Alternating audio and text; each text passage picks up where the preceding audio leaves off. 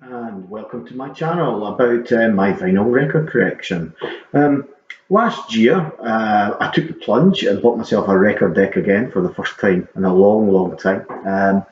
I still had a small collection of albums, probably about 30 or so, and I thought I really want to listen to them again. I want to get back into this, so I took the plunge, bought a decent record deck, plugged it into my amp, and yeah, never looked back since. So this channel is about talking about those albums.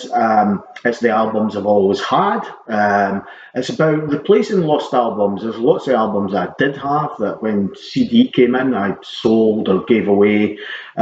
It's also about I've seen myself collecting now albums that my friends had. So there's a lot of albums they used to play a lot that I never owned.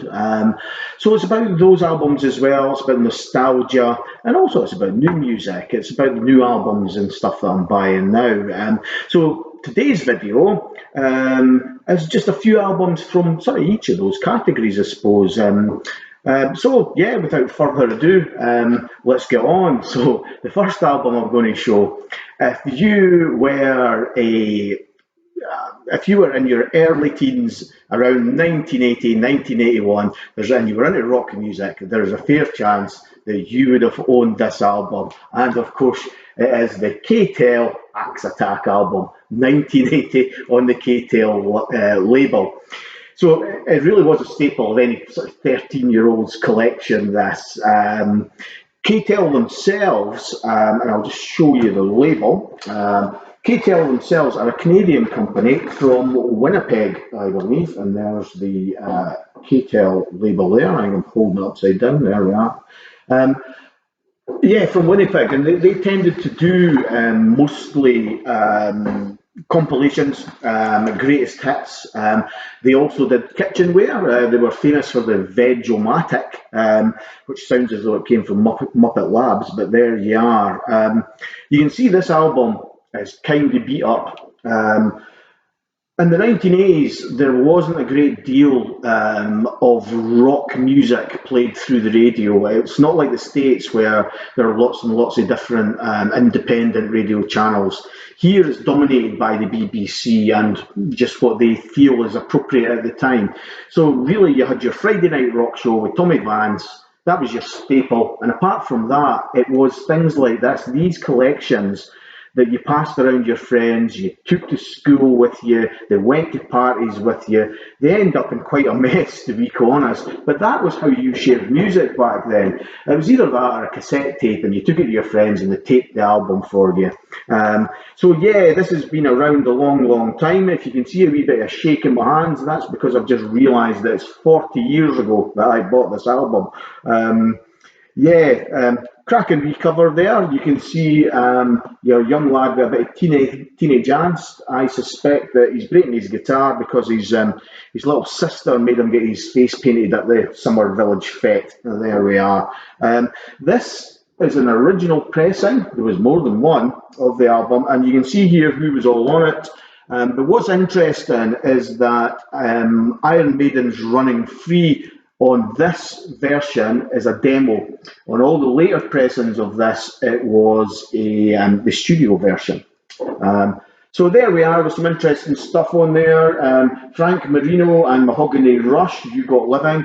I suspect that's the only time I've ever heard Frank Marino and Mahogany Rush. So thanks for that, KTL. The next album I'm going to show again is one of my earliest owned albums, and it is AC/DC's High Voltage 1976. It was their first internationally released album, and this is the original European cover. The later covers have Angus on the front, but this was the original cover for this. I think it's Angus and a flash of lightning on the front. Um, I loved this album when it came out. It was the first album I ever played on a proper stereo. Way back then, as a Christmas present, my mum and dad bought me and my brother an Amstrad stereo system, one of these false stacking systems that came in a wooden box type thing. And I remember setting that up in the our hall on Christmas Day, and playing this album relentlessly, and actually doing all my relatives' head in. So this has fond memories. This album. It also has it's a long way to the top if you want to rock and roll. Probably, I think, one of their best songs. I absolutely adore that song, and of course, it has bagpipes on it, so it's very Scottish indeed. Rolling Stone at the time called this album, said it was an all-time low for rock music, this album. However, I love it. I've always loved it. And although as the years have went on, AC/DC are no longer my sort of go-to band. It's a long time since I've played any AC/DC. You know, they were the band of my youth, no doubt about it. And on the back here are lots of letters from the school about their behaviour and blah, blah, blah, which are, of course, made up. But see, when you're 13, you actually think that's real. So it was on the Atlantic label, as all their albums are. There we are, Atlantic. And at that time, with this release, they managed to sign the worst record deal in rock history, they say. But there we go, that's that. So the last album I'm going to show here of albums that I have always owned is 1983's Dio Holy Diver. This was his first solo outing after leaving Black Sabbath. He took Vinny Appice, the drummer, with him, and got together with Jimmy Bain, who was a former colleague in Rainbow, and is also Scottish, I have to point out, and Vivian Campbell on guitar. This is probably his most successful album, this one. Yeah, it's good. It's a staple rock album. I love it. I bought it in 1983 when it came out. Good stuff. The album art, funnily enough, you can see here the Divilly Dragon, the Divilly Monster thing on the top. And funnily enough, he's called Murray. And I think what they were trying to do was perhaps copy Iron Maiden with their Eddie. So they had their own mascot, and he was called Murray. He appears on a few of their album covers, I believe. Yeah, so Dio, if you like songs about dragons, he's your man. There's no doubt about it. And that was on Vertigo. And there we are, the Vertigo label there. So next up is now again, I forgot what I was going to say. Now, what was I going to say? Yes, replacing lost albums. I was going to say this is one I replaced, but it's not. This is one I've actually always owned.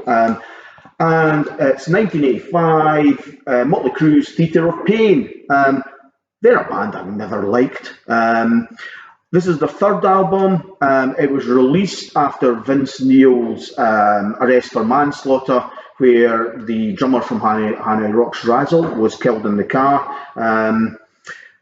Never really liked them, but I did see them on this tour, and it was an absolute car crash. It was a terrible gig.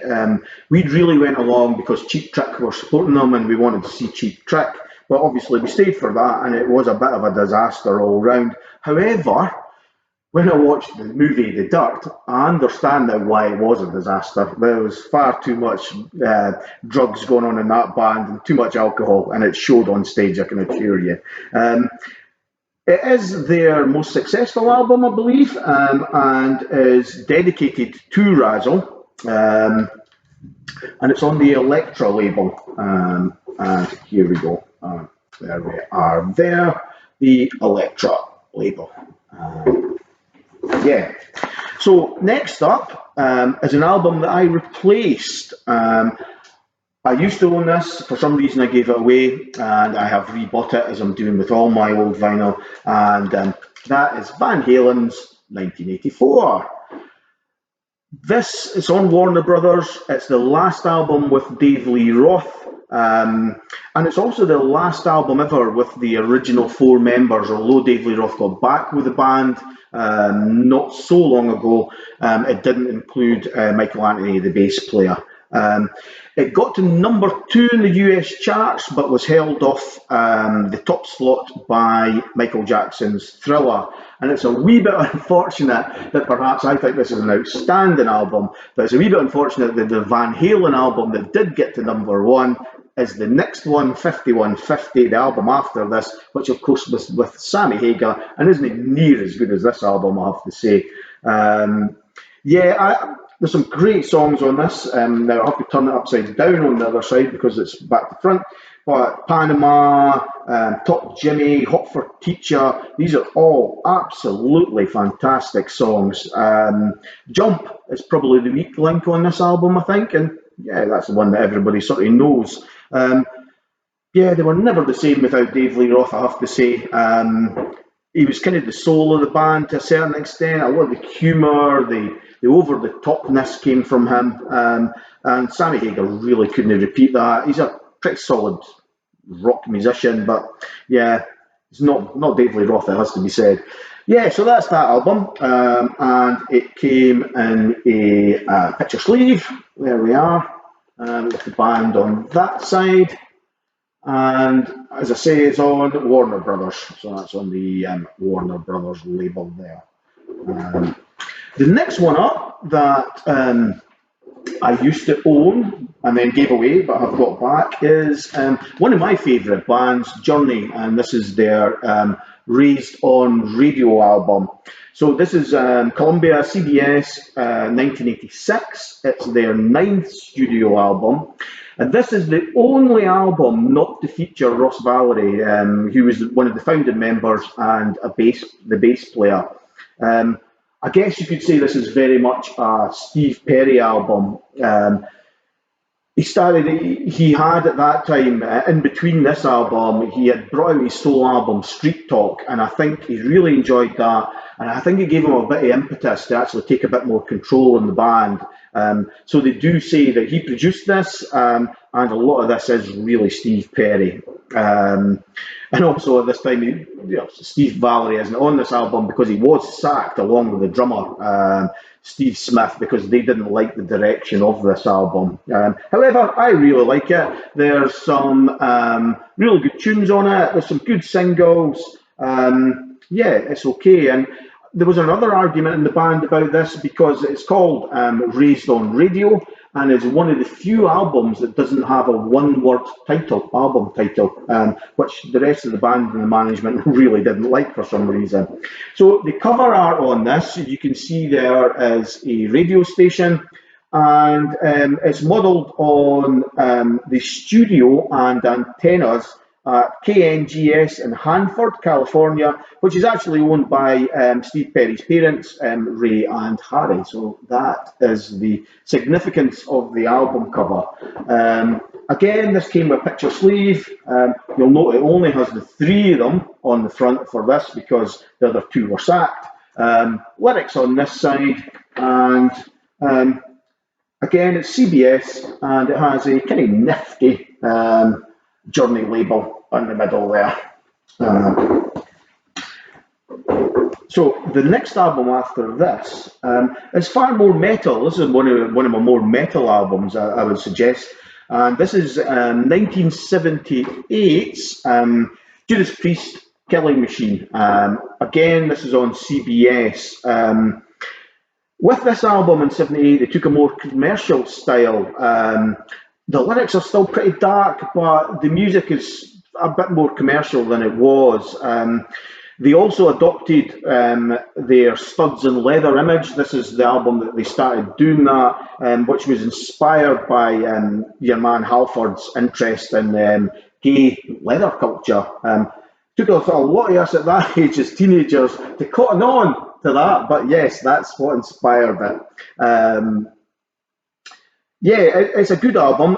In America, this was retitled, and the album was changed to Hellbent for Leather, which is fourth song on side one of this album, and that was due to the Cleveland elementary school shootings of 1978, where, funnily enough, the Boomtown Rats, I Don't Like Mondays, that's what that song refers to.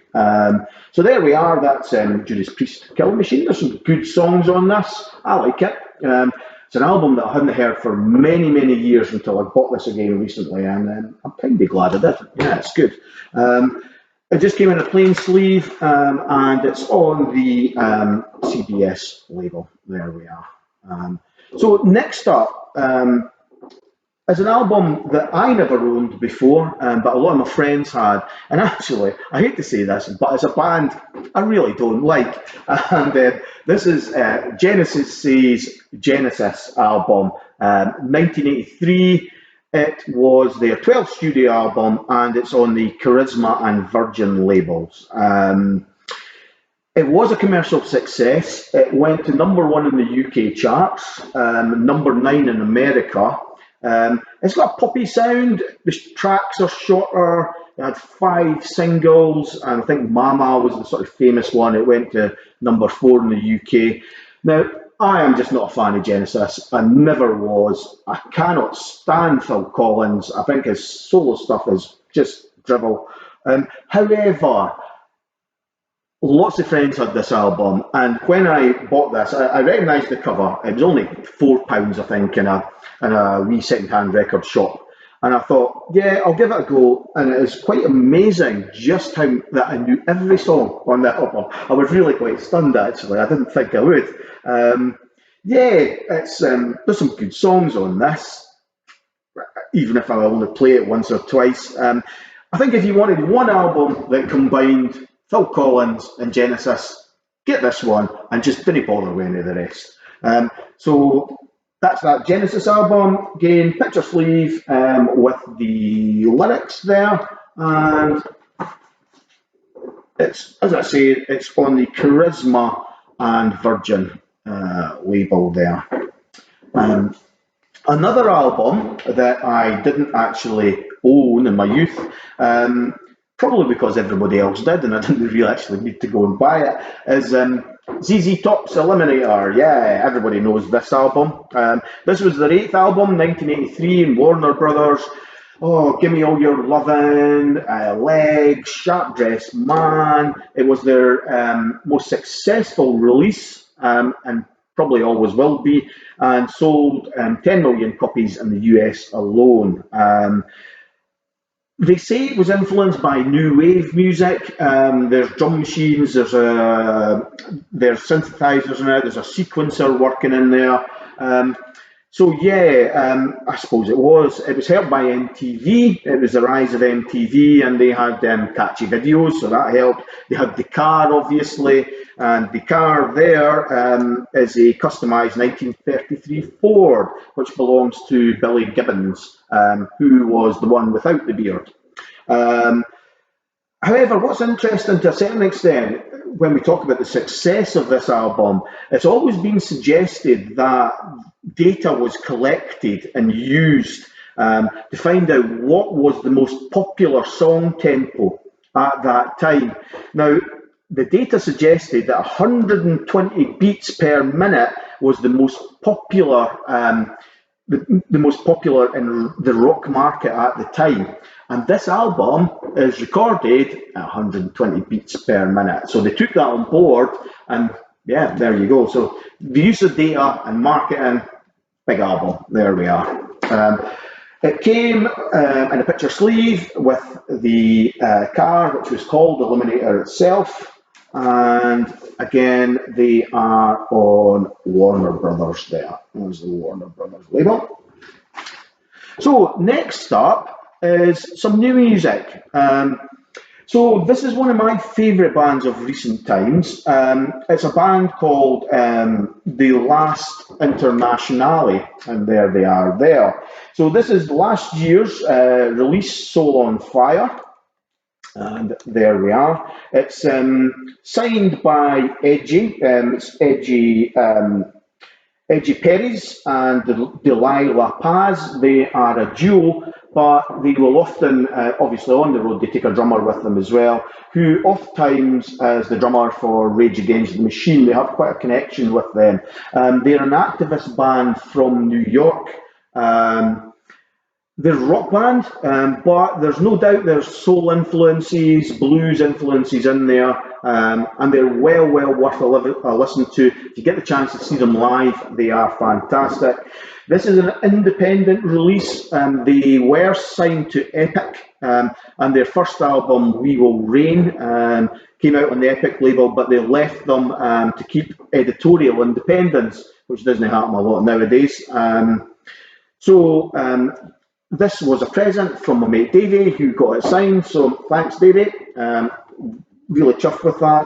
It comes in a sleeve with the lyrics on it, and I have to say it's nice quality, it's really thick card throughout, really pleased with it, and there you go, something you don't see very often, a label without a record company on it.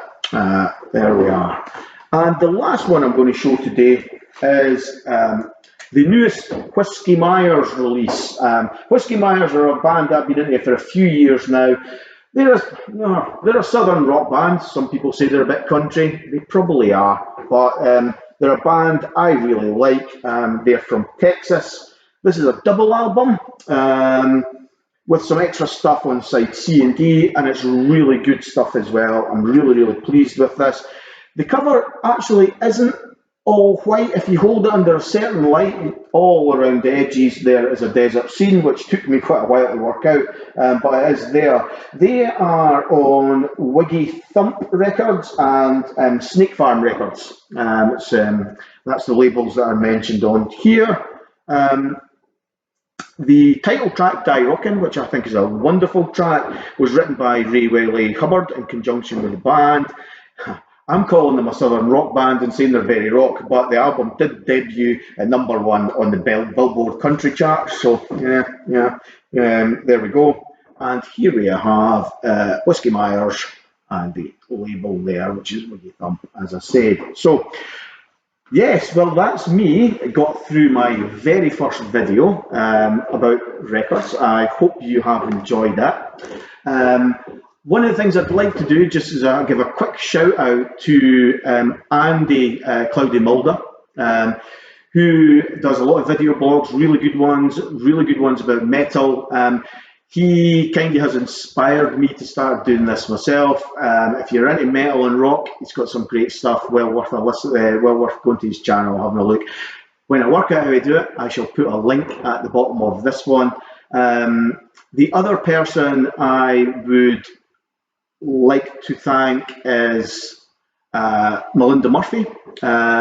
She has a great channel in the States, probably a bit more like mine. She does lots of different stuff, but predominantly rock. I think her channel is wonderful. It's been a great influence on me doing that. And again, thank you so much, guys, for the content you're putting out, because it's inspiring me now to start this. So thanks, everybody. I hope you've enjoyed this video. I hope you've understood my accent and I haven't been speaking too fast. Please leave comments below. I'd love to hear from anybody who would like to, give me tips or suggest if I'm doing something wrong or have any advice. That would be good, or just comments in general. Cheers, guys. Thank you very much.